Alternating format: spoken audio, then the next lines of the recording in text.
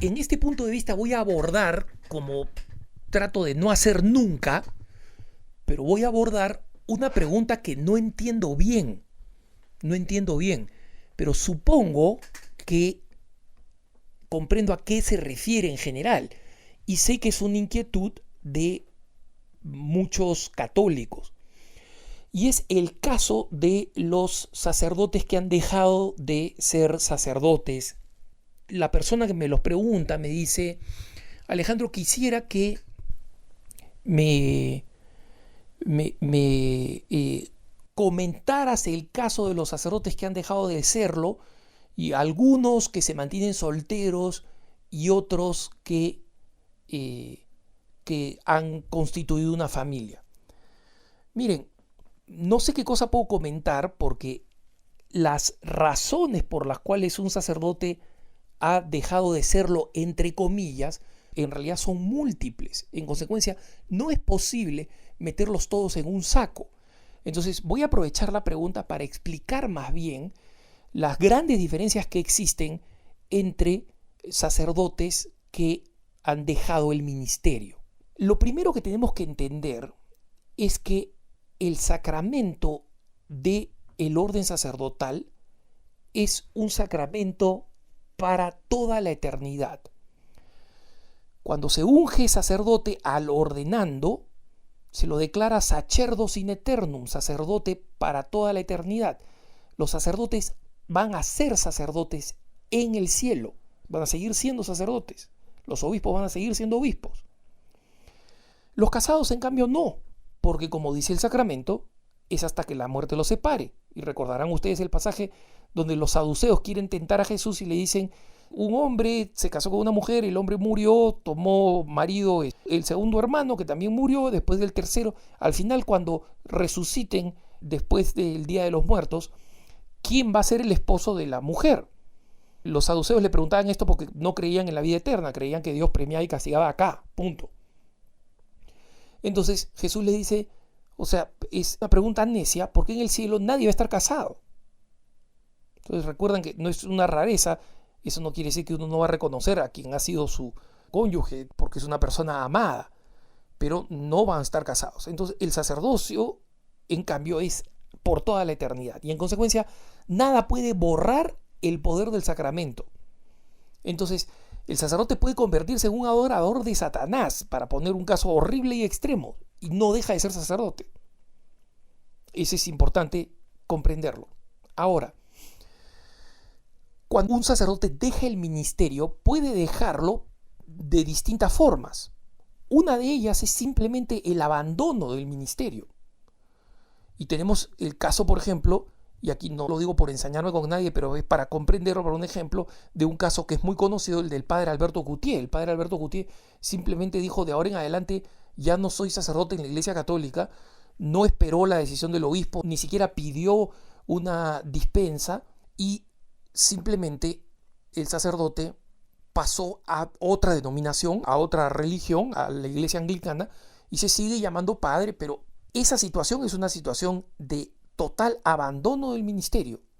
Para la Iglesia Católica sigue siendo un sacerdote que simplemente ha abandonado y traicionado el ministerio que la Iglesia le ha confiado. Punto. Entonces la situación de esta persona es una situación de entredicho, está en una situación de alejamiento de la Iglesia, y en esa situación incluso ya le corresponde una pena automática, una pena canónica, y podría recibir una pena mayor si es que así lo decide o lo solicita quien fuera su obispo. Entonces, existen otros sacerdotes, en cambio, que solicitan la dispensa. Y acá otra vez, para poner otro caso conocido, el padre Williams, que era un legionario de Cristo muy conocido, que se supo que en algún momento tuvo una indiscreción en el pasado y se hizo público que había tenido un hijo. Entonces, después de un tiempo de discernimiento, este sacerdote pidió permiso para encargarse de su hijo, ¿no? Que ya tenía varios años, porque el caso, digamos, estalló 10 años después de que este asunto se hubiera hecho conocido. Y entonces la iglesia le dio una dispensa, es decir, no lo hizo dejar de ser sacerdote, le dio una dispensa, un permiso especial para que pueda encargarse de la mamá de su hijo. Recibió la dispensa y hoy en día está casado, es, digamos así, un sacerdote con dispensa que no ejerce y que, porque tiene un hijo, además un niño con necesidades especiales, y tiene ahora una mujer, se tiene que encargar de ellos. Este es otra forma con la cual un sacerdote puede dejar el ministerio, el ejercicio del ministerio sacerdotal.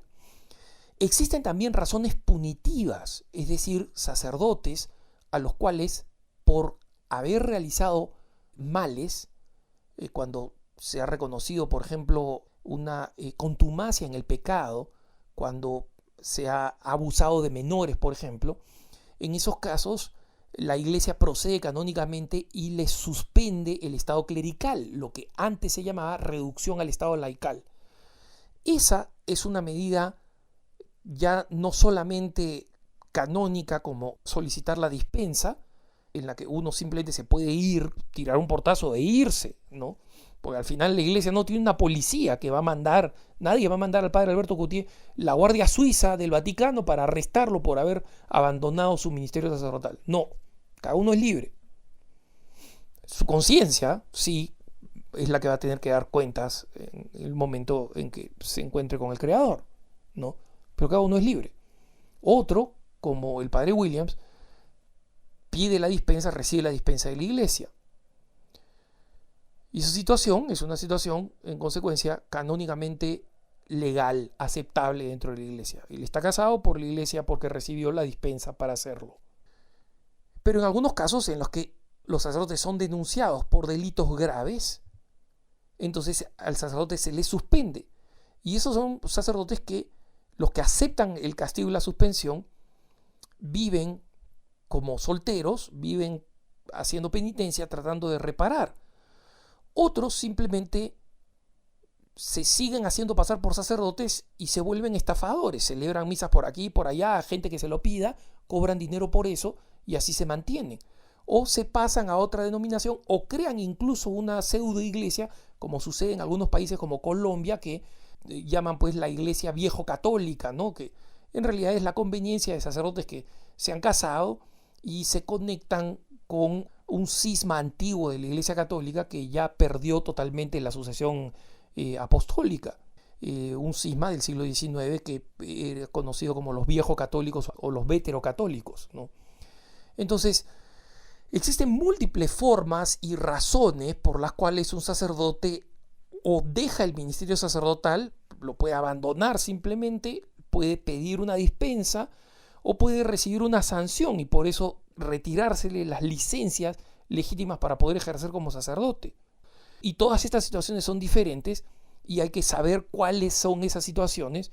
Y si alguien tiene alguna duda sobre la legitimidad de un sacerdote, pues pregunte al obispo del lugar, ¿no? Pero hay que entender que no todos tienen el mismo origen, no todas son las mismas razones, no todas son las mismas soluciones que ha dado la iglesia desde el punto de vista canónico y cada caso es distinto y en consecuencia no se puede hablar simplemente del sacerdote que dejó sus funciones porque puede haber dejado sus funciones por razones absolutamente legítimas que la iglesia ha considerado, desde la invalidez del sacramento, que es muy raro, pero puede proclamarse la invalidez del sacramento, hasta simplemente una sanción canónica grave por haber cometido delitos graves. Espero que esto ayude a clarificar y que tengas un buen día.